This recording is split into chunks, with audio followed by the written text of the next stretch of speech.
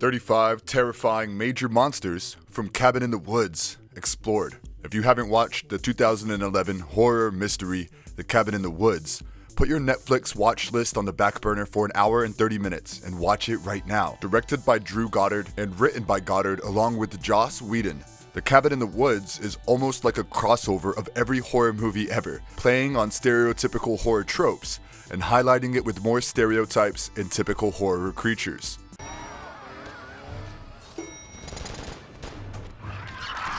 The cast boasts Kristen Connolly as Dana, Chris Hemsworth as Curt, Anna Hutchison as Jules, Jesse Williams as Holden, and Fran Kranz as Marty. They are a classic horror movie teen troupe who go to a cabin in the woods for some fun. However, every action here is being orchestrated by an organization as part of a ritual that prevents giants from destroying humanity. In the end, the protagonists find the truth behind their misfortunes as the movie ends on a grim note with the Ancient Ones taking over.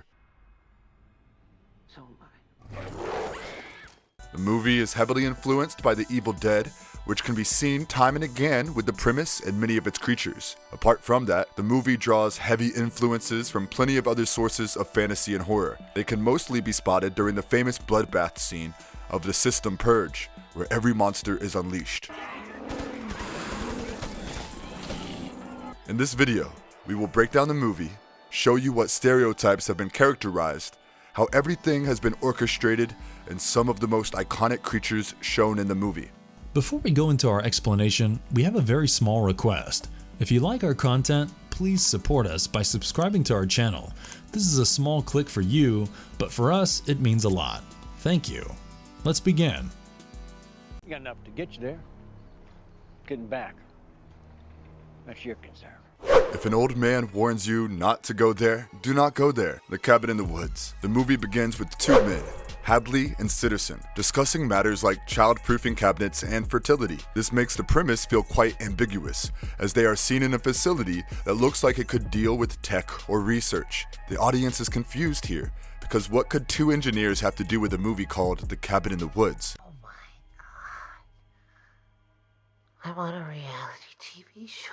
Wendy Lin joins in on the conversation and talks about Stockholm going south, leaving only Japan and the USA in the game. Betting pools are mentioned and the matter feels like it is something important, but the situation is under control. Suddenly, the logo of the movie pops up with a scream, contrasting the more official industrial vibe of the scene. This makes the audience aware of the fact that The Cabin in the Woods is probably not a typical slasher movie that you would see. Something bigger than simply getting attacked by supernatural killers is at play here. The movie introduces Dana, Jules, Curt, Marty, and Holden, the lead cast. Dana comes off as an introverted, guarded girl, but turns out she has dated and slept with her professor. Curt is a studious guy who is a sociology major. Jules has colored her hair blonde and is acting like a stereotypical ditzy blonde character. Marty is a stoner, while Holden is intelligent and scholarly. In an RV, they are heading towards a cabin in the woods owned by Curt's cousin. Place for one goddamn weekend when it can't globally position my ass. It plays on several popular horror tropes, the most obvious one being a bunch of youngsters going to a secluded area and staying in a cabin as seen in movies like Cabin Fever. They also come across a suspicious man on the way, which is another classic trope, probably seen in movies such as House of Wax and the Texas Chainsaw Massacre series. On reaching the place, they seem to admire the cabin, and some sexual tension is built between Dana and Holden as they see one another undressing from the opposite ends of the one-sided mirror. Right then, the scene again shifts to the industrial setting of the facility, and we see that it is like a reality TV show where everything is being arranged by the engineers in the facility for reasons unknown. From the conversations, we find out that these scientists are pulling strings to increase the sexual libido of Jules via her blonde hair dye. Her levels are good, but we're recommending a 50 milligram bump of rohiptase to increase libido. They get a call from a man who talks about things such as lambs, killers, and God's fools. It is really very confusing at this point, but this event foreshadows what is about to come. Meanwhile, the entire cabin is a zone controlled by the facility, as the people bet on the upcoming events that are going to take place in the cabin. It's like the Harbinger. It's creepy old fuck. Practically wears a sign, "You will die." The gang plays truth or dare while drinking. Jules is made to flirt and make out with the head of a wolf stuck to a wall that was probably from a hunt and taxidermized. The cellar door pops open all of a sudden, and they all head downstairs, reinforcing another stereotypical horror trope where people deliberately follow danger. In there, they find a diary, a dancing doll, oriental dolls, a conch shell, an orb-like device, and a necklace amongst other stuff. Dana reads the diary, which talks about a girl with one hand, living within a problematic family dynamic. Some Latin phrases are mentioned and she reads them aloud, even though Marty advises against it. Okay, I'm drawing a line in the fucking sand here. Do not read the Latin. Cut to the fake forest, and we see something emerging from the ground. Back at the facility, some people are disappointed that the zombies came to life instead of the other creatures they had bet on. The computer screens show something similar taking place in other countries, such as Kyoto in Japan. Rangoon in Myanmar and Berlin in Germany are shown with the notification of fail popping on the screen. The cast is once again in the living room, having fun. Jules is portrayed as a very sexual woman as she flirts with the other men in the room. Weirdly, her boyfriend Curt is quite cool with her behaving in a promiscuous way. The two of them go outside the house together to let off some steam caused by their artificially increased libido. Marty the stoner finds it awkward that a guy who is into academics is suddenly acting like a typical high school jock portrayed in movies, with his Letterman jacket and excessive beer drinking, while someone like Jules is acting slutty. Interestingly enough, after working on this movie, co-writer Joss Whedon ended up choosing Chris Hemsworth as Thor. Holden is seen putting on glasses and reading Latin, while we find out that Dana is like a virgin, even though she really isn't, but it is enforced. Jules and Curt are in the forest, and he tries to have sex with her. She feels awkward doing it in a weird place, plus she feels that the atmosphere is chilly. Okay, guys, that's it.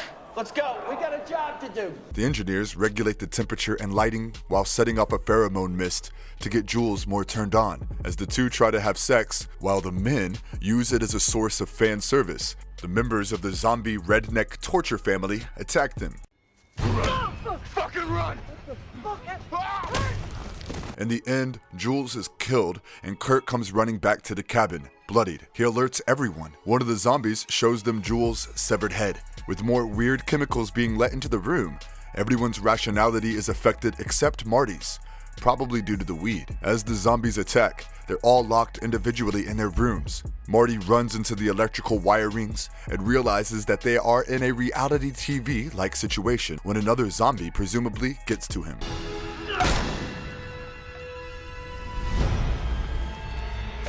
After every death, blood pours into a silhouette, but we do not get to see what it signifies until the very end. The facility shows the scientists who are pissed off about every country failing in their activity to get everyone killed, following Japan's loss. At the cabin, Curt, Dana, and Holden set off to escape the place in their RV. After crossing some distance, they stumbled upon a huge ditch. Curt plans to cross it on his bike and return with help, but even though his leap looks long enough to take him across, he hits an invisible wall and plummets into the abyss. Dana realizes that something is controlling them, which is something Marty had mentioned before on seeing everyone's apparent change in behavior. The both of them head to a different direction in the RV when a zombie attacks Holden, killing him. The scientists observe the situation, and thinking that Dana is the only one left alive, they party. Suddenly, their party comes to a halt when they find out that Marty is still alive, ruining their flow, and Dana and Marty head back towards the cabin as he tells her about everything being orchestrated and shows her into an elevator. They go downstairs and see a creature holding the orb from the cellar. As the camera pans out, we see several other creatures such as the Blob, a giant lady, werewolves, zombies, mermen, unicorns, dolls, witches, and several others. Turns out that no matter what happens, Dana cannot die before Marty. The reason is still kept ambiguous. An assault team is sent to eliminate them, and they hide in the control room. Dana pushes all the buttons, and that gives way to the most intense and gory scene of the movie, the purge. The cage is open, and all the deadly creatures attack the team, ripping them into shreds. There's a huge basilisk-like snake, winged creatures, unicorns, clowns, mutants, reptiles, hell lords from Hellraiser, Kevin from Sin City, you name it. The place turns into a bloodbath, and we also get to see Patience, the girl who wrote in the diary that Dana read out loud. The creatures break into the control room and Hadley is eaten by a merman. In the end, Dana and Marty enter a room downstairs that looks like a place for occult-like rituals. A woman, who is the director, comes out and explains everything to them. The 5 silhouettes, where blood poured in after each death, represented a trope: the whore, Jules; the athlete, Curt; the scholar, Holden; the fool, Marty; and the virgin, Dana. Even though they weren't exactly akin to their particular stereotypes, the facility had to make do with what they had. They used methods to make them act accordingly, and offered them as sacrifices to the Ancient Ones, preventing them from resurfacing and taking over the world. According to the rules, the whore dies first, and the virgin dies last. They had 8 minutes left to die, otherwise humanity would be doomed. However, the virgin could be kept alive. Dana decides to kill off Marty, because the entire world was at stake, but she gets attacked by a werewolf. In the end, the director is killed by patience, and Dana and Marty let the Ancient Ones re-rise, leading to the end of humanity.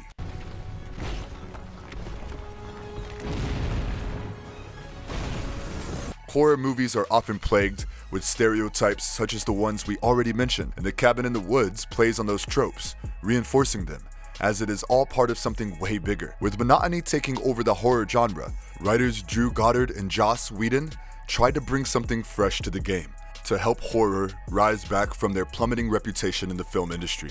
They wrote the script after locking themselves in a room for 3 days, giving rise to the first draft. It is also home to a wide range of pop culture references, with its doll-like creatures, clowns, werewolves, and other beings. It wouldn't have been particularly amazing if we got to see the creatures from well-established horror movies such as Pennywise from It, Leatherface from Texas Chainsaw Massacre, Freddy Krueger from The Nightmare in the Elm Street, Jack Torrance from The Shining, the Pale Man from The Pan's Labyrinth, and so on. But that would probably require a heavy dose of legalities, so similar creatures were used to give the audience a similar taste.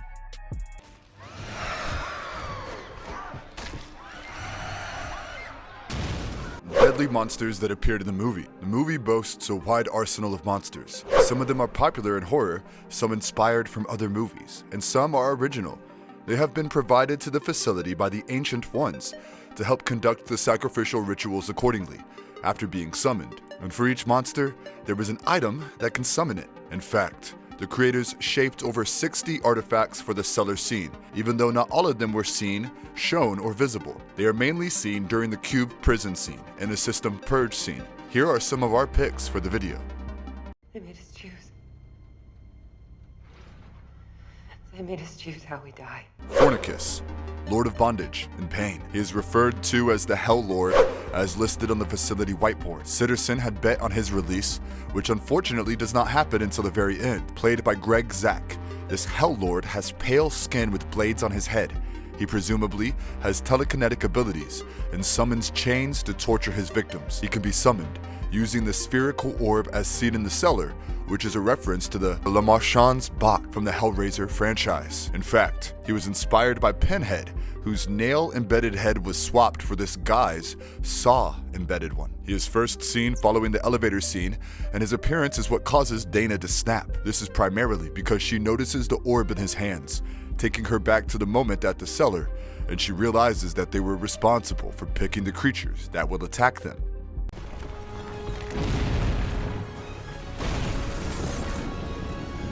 The Ancient Ones. These are the main big bad guys of the show. With special emphasis on the big, they have existed long before mankind and rest under the earth. With blood from ritual sacrifices, they can be kept dormant for a year, but the failure of the ritual will result in their awakening, followed by humanity's destruction. This is precisely what happens after all the countries fail to give their offerings this term. Turns out, the ritual has been performed every year since the dawn of humanity.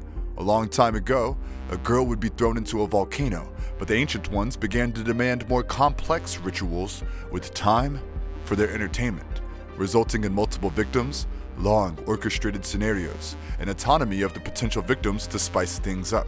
The monsters are manifestations of these evil gods. As punishment for being young, they dwell deep within the earth and are ginormous.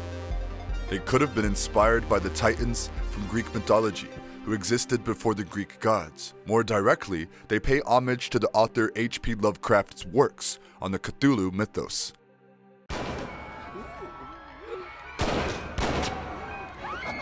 Killer Clown. The electrical department had bet on this one, but he was released only after the purge. It looks exactly how you expect a clown to look like, with a red nose, white skin, and colorful, frilly clothes. Clowns are one of the most popular creatures in horror flicks, so their appearance feels almost necessary, even though they do not contribute anything to this plot. The fortune-telling machine in the cellar is the device that can summon him.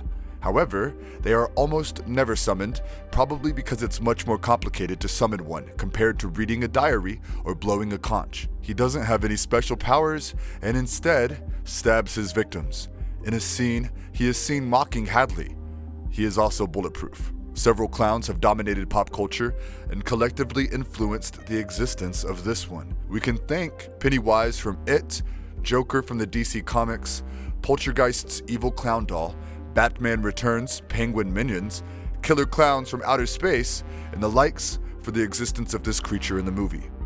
The Doctors. These humanoid monsters are bet on by the accounting department from the facility. Not only were they quite obviously seen during the purge, but they also make several other appearances in the movie. They were present in the bottom right corner as the camera zoomed out during the scene where we get to see the monsters for the first time, following Dana meeting the Fornicus. We also see them when Dana and Marty hide in the elevator.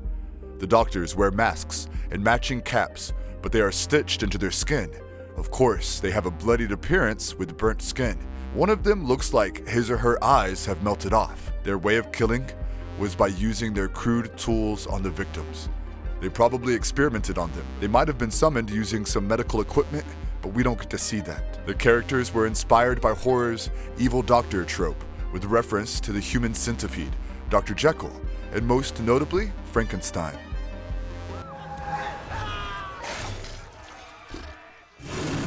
Giant snake.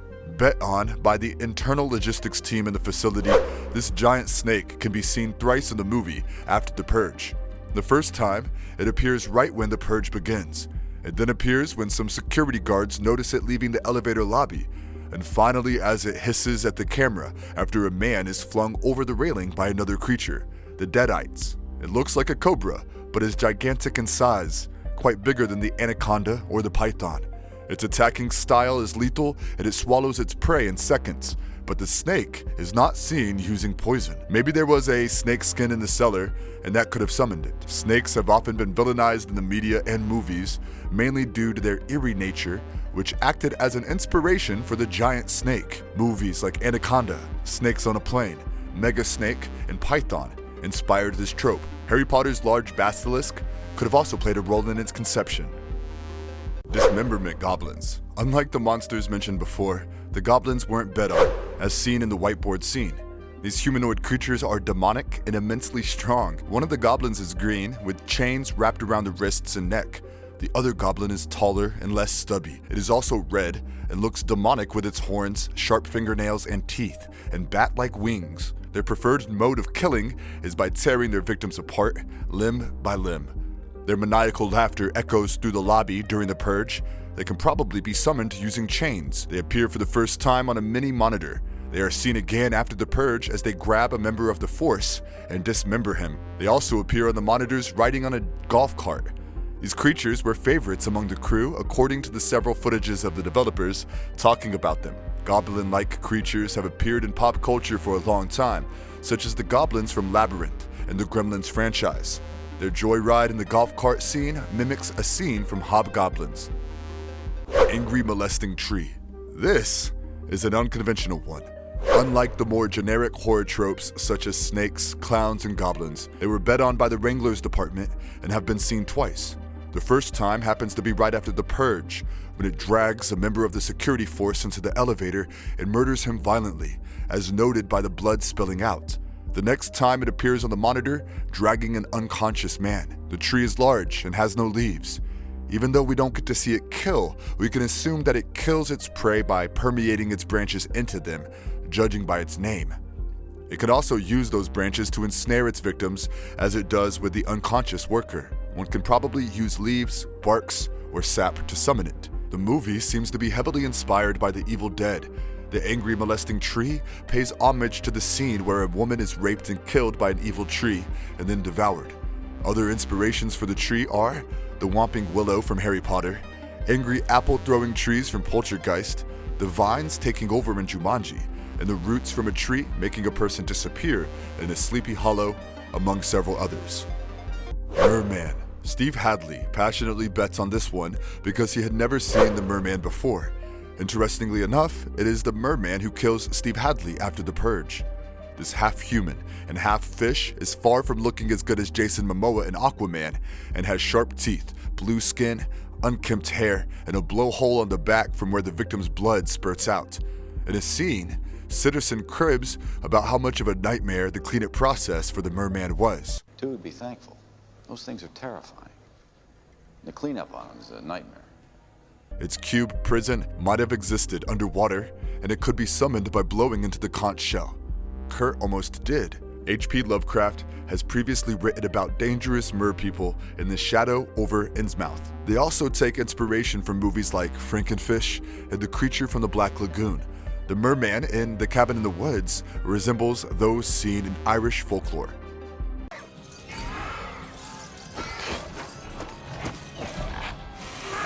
Dragonbat. If Batman and Daenerys Targaryen had a love child, this would be it. No one from the facility bet on the Dragonbat, and it flew around the lobby during the purge. It appears during the cube prison scene in the first wave of the purge, when it pins down a security member and eats him while pursuing Dana and Marty. It also gets a whiff of Ronald, the intern's scent. As per its name, the creature is a hybrid between a dragon and a demonic bat. It is not nearly as small as a bat and not quite as large as a dragon. It is possibly one of the deadliest creatures, as noted by its high-speed screech and thirst for blood. It can probably be summoned with a bat tooth or something similar. Hybrid animal creatures have appeared in horror and fantasy movies for ages, such as Dino Croc and Sharktopus, and it directly influences the Dragonbat. Chimeras from Greek mythology are creatures with a lion's head, a goat's body, and a dragon's tail. They are terrorizing and another huge source of inspiration for the Dragonbat. Even though Toy Story isn't horror, we can draw parallels with Sid's horrifying hybrid creatures here as well.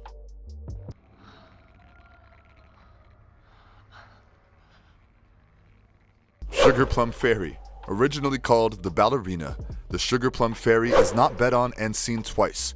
Once when Marty spots her in the cube prison, and once in the CCTV camera. Phoebe Galvin portrayed her. She looks like a ballet dancer in her preteens, but has the mouth of a lamprey with sharp teeth throughout her face, instead of eyes or a nose. Holden almost summons her while toying with a music box with a porcelain ballerina on it. She would have appeared if he let the song come to an end. The Sugarplum Fairy from the Nutcracker was turned lethal for the conception of this ballet dancer. Movies such as Pan's Labyrinth and Black Swan helped demonize her more. Tooth Fairy creatures from Darkness Falls and Hellboy 2: The Golden Army also acted as inspirations, possibly. Unicorn.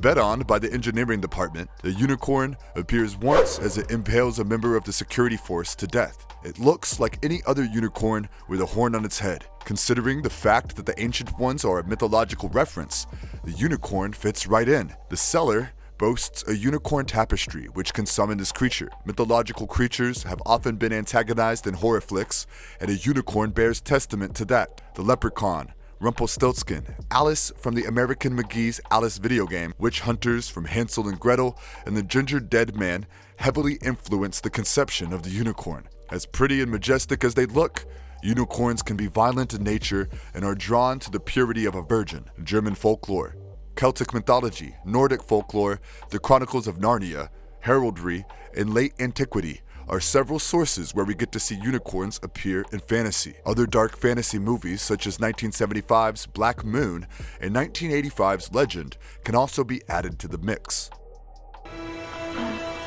We have a winner! It's the Buckners, ladies and gentlemen! Zombie Redneck Torture Family. This was the group of monsters that were ultimately summoned, bet on by the maintenance department and Ronald the intern. The Buckners were a murderous family that enjoyed torturing and killing those passing by their homes. They were said to have a 100% clearance rate. They are undead humans who enjoy killing. Citizen mentions how they are completely different compared to normal zombies. But this is zombie redneck torture family, see? They're entirely separate species. In the movie, they are seen wielding weapons and launching coordinated attacks, so they probably have some intellect. We get to learn about their background as Dana reads the diary. They followed a pain-stricken religion in the early 1900s where torturing others tested their faith. Patience Buckner had her arm severed. They were summoned by Dana and killed Holden, Jules, and the director. Zombies have been a fan favorite in horror for a long time, but the Buckner family in particular is reminiscent of the Bloody Benders, who are a family of serial killers. Cannibalistic Sawyer family from Texas Chainsaw Massacre can also be a possible influence. Summonings in Latin is another direct reference to the Evil Dead.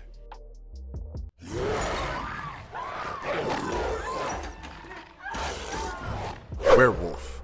Werewolves have appeared in horror and fantasy for decades. In The Cabin in the Woods, they were bet on by the finance department. They appear during the Cube prison scene, The Purge, and in the ritual scene as it attacks Dana from the back. Werewolves are humans who turn into violent humanoid wolves on the night of a full moon. They are feral and attack anyone that comes their way. When they transform back into a human on the next day, they retain little to no memory about the events of the previous night. Their summoning item is not directly mentioned, even though it could be a silver bullet or fur. Werewolves have appeared in two overwhelmingly popular fantasy franchises, the Twilight Saga and the Harry Potter series, as seen with the Jacob Black's family and the likes of Remus Lupin and Fenrir Greyback, respectively. They have also been seen in Tolkien's writings, Narnia, the Goosebumps series, mythologies and folktales from all over the Western world. Dolls.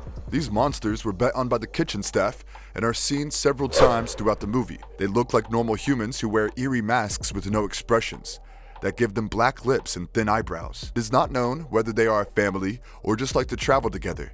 They are dressed in all black and use switchblades, duct tapes, matches, and gasoline tanks to kill their prey. Unlike the other creatures in the facility, dolls are calm and collected, making them more sociopathic than the rest. They can be summoned by a mask identical to the ones they wear. Dolls wearing masks are popular antagonists in slasher films. Their emotional coldness has also been used quite a number of times. Films like The Strangers and Child's Play have cemented dolls as an evil adversary in horror. Not to forget, several people do have a phobia of dolls. We need the Japanese crew to get it done. There's too much writing on this. Samara II. As the ritual is held in several countries all over the world, we get to see footage of kids being plagued by a ghastly creature in Kyoto, Japan. The creature looks eerily similar to Samara from the Ring series, with its white outfit and matted hair. They can possibly be summoned by a phone ring, but in the end, the kids perform a singing ritual and turn her into flowers, claiming that the evil has been defeated.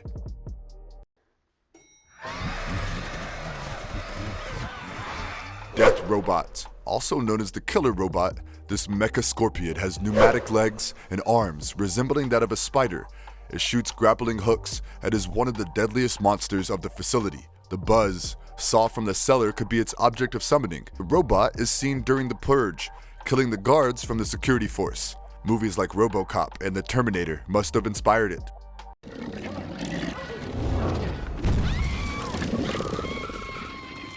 The Kraken. This mythological creature appears toward the end of the system Purge. It is an enormous sea monster from Greek and Scandinavian folklore. It has multiple limbs and attacks ships and sailors. Despite being a sea creature, it is seen moving at high speed on the ground. Some mythological artifact could have been the object that summons the Kraken. They have appeared in Pirates of the Caribbean, Dead Man's Chest, The Clash of Titans, Mega Shark vs. Giant Octopus, Kraken, Tentacles of the Deep, and It Came from Beneath the Sea, among several others. The Blob. It is seen in a deleted scene from the System Purge. Other than that, the Blob appears in the Cube prison scene. It is big, shapeless, and slimy. It looks like it has veins and lumps pulsating and can possibly be a failed scientific experiment or something of an alien descent. It is inspired from the movie The Blob. Toxic Mutants. The Demolition Department bet on the mutants, who appear many times during the Purge. These are disfigured humans who are results of experiments gone wrong, as noted from the radiation scars and chemical burns on their skin. They behave like zombies and are references to the mutants seen in the Chernobyl diaries, Wrong Turn, and other creatures infected by a deadly virus. The Snowman. The communications department had bet on the snowman, but it was not seen during the purge. It looks like a regular snowman, but can locomote and interact with the physical world, much like Olaf from Disney's Frozen, but pretty sure this one is way more lethal. It can possibly be summoned using a carrot or a snow globe. His conception was inspired by Jack Frost in the Goosebumps book, Beware the Snowman. Do you still want to build a snowman? Mummy. This monster was bet on by the psychology department, and similar to the snowman, this was not seen during the purge. However, it did appear in the behind-the-scenes footage. They look like your stereotypical mummy, wrapped in white bandages, appearing as a reanimated corpse. Some of its bandages have bloodstains on them. Any embalmed item could have been used for its summoning. The Mummy series has heightened the popularity of mummies as antagonists, and it is possibly crucial to the conception of this monster. Giant Tarantula. The giant tarantula was not listed on the whiteboard, but seen in the Cube prison and during the purge. It looks like a regular tarantula, but way bigger, making it a lethal predator. It probably attacks by eating its victims or poisoning them with amplified venom production. Spiderwebs could be the cause for the tarantula's summoning. Shelob from the Lord of the Rings movies, like Tarantula, eight-legged freaks, and Earth vs. Spider are likely to have inspired this giant tarantula. Arachnophobia in humans might have acted as a heavy inspiration. Twins. These monsters, even though listed on the whiteboard, were not bet on. They are two young girls who look and dress the same. They always hold hands and move together, operating as a single entity. They do not wield any weapons, so it can be assumed that they have superhuman abilities. Objects appearing in pairs could have been its summoning item. The supernatural Grady girls from Stephen King's The Shining might have inspired them. Yeti. This animalistic humanoid creature is briefly seen during the Cube prison and system scenes. It is large, with brownish fur wrapping its entire body. Their characteristics can vary from folklore to folklore, but commonly, they are all quite fast and have immense strength. It appears on a CCTV camera while throwing a member of the security force around. Bigfoots and Yetis have been present in folklores all over the world, be it the East or the West, inspiring this very creature. Jack-o'-lantern. The security department had bet on the jack-o'-lantern, who goes on to appear several times during the purge. It is 7 foot tall and dons a pumpkin for a head, carved in the typical Halloween way. Generally, jack-o'-lanterns breathe fire in folklore. A pumpkin in the cellar was probably what could summon him. The legend of the Sleepy Hollow, Goosebumps, Attack of the Jack-o'-lanterns, and other Halloween stories inspired this monster. The Huron. Bet on by the Research and Development Department, the Huron is a stereotypical Native American man who wields a Bowie knife and is summoned by a tribal drum in the cellar. During the director commentary, it was revealed that the Huron stemmed from North American settlers who considered the indigenous people to be savages, which inspired the Huron for this movie. Alien Beast. The biomedical department bet on the alien beast, who was seen once during the second wave of the purge. It is an extraterrestrial monster with a complex physical structure, possibly summoned by an alien egg. Xenomorphs in the Alien franchise, designed by H.R. Giger, are huge in pop culture, and the alien beast is believed to be an homage to its life cycle stage, Facehugger. The Bride. The digital analysis department had bet on them, but she is not seen during the purge. As a result, her appearance is unknown, even though she most likely looks like a woman dressed in bloodied bridal wear. Jules almost summons her while putting on a gem necklace, but is interrupted by Dana. Scary bride tropes, seen in Bride of Chucky, Bride of Frankenstein, and Corpse Bride, would have inspired her. With Joss Whedon and Drew Goddard enjoying some satire, it could also be a reference to men fearing their wives or the commitment required in marriage. Deadites. These are reanimated monsters who look like corpses, bet on by the story department, appearing during the purge. They are humans who have been possessed by demonic entities. Their bodies begin to decay and morph, with the eyes turning pale and teeth growing sharper due to dark magic, giving rise to the Deadite. Tampering with occult objects could have summoned them. The Deadites from the Evil Dead inspired these creatures. Sexy witches. Bet on by the Archives Department. Sexy witches are monsters released during the purge. They are regular women who have alluring appearances and practice witchcraft. They probably rely on techniques requiring seduction. Tarot cards, love potions, and crystals might summon them. They are a horror trope seen in The Craft, The Witches of Eastwick, Charmed, and Sabrina the Teenage Witch. The term sexy witches is also a wordplay on the term sexy B-words. Vampires? Vampires are one of the most popular creatures in horror. In the movie, the distribution department bets on them. They are immortal beings with cold, pale skin with an allergy to sunlight. They tend to possess supernatural powers and suck on the blood of victims. Amulets or stakes might have been able to summon them. Movies such as Dracula, the Twilight series, Tolkien's mythology, The Vampire Diaries, and Buffy the Vampire Slayer belong to the long list of vampire-oriented tales that have inspired The Cabin in the Woods.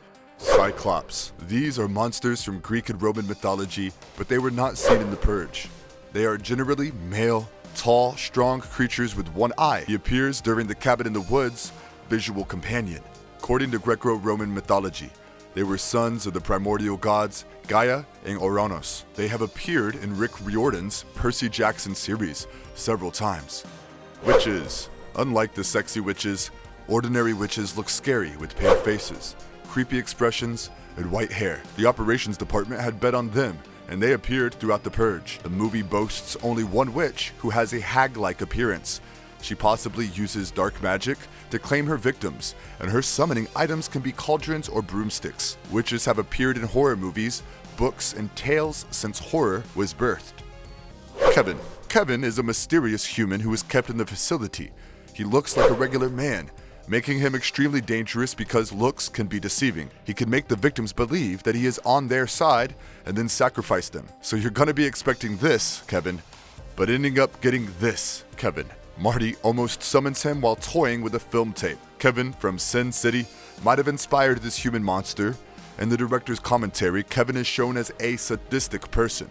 Characters like Norman Bates from Psycho come to mind on seeing Kevin. Reptilius. Nobody had bet on this animalistic monster who appears in The Purge. The creature has green scaly skin and legs like that of a dinosaur. Its tail is armored while the head resembles that of a dragon. Its object of summoning could have been reptilian toys. The creature bears resemblance to Godzilla, which might have been a source of its inspiration, alongside dragons and dinosaurs, namely Jurassic Park. Who knows what might have happened. I am never gonna see a merman. Ever. Who would be thankful? Is there going to be a Cabin in the Woods 2? The Cabin in the Woods is a commercial and critical success, and being a horror movie, a sequel is expected from it. However, there are currently no plans for such a sequel. The primary reason for this is the ending of the movie, which denotes the rise of the Ancient Ones and an apparent end of the world. However, it is not uncommon for horror to have reboots, spin-offs, and prequels. Drew Goddard, in an interview with Fandango, has stated that he hasn't ruled out the possibility of making a sequel, as a lightning bolt of an idea could strike him any time. However, anything conceived so far for a sequel has undermined the ending of the movie, which is not something he is willing to sacrifice. And with that, today's video comes to an end. Have you watched this movie? Which creatures were you able to pinpoint? Did you enjoy the video? If yes, then don't forget to like and comment on the video. Till then, goodbye, and have a nice day.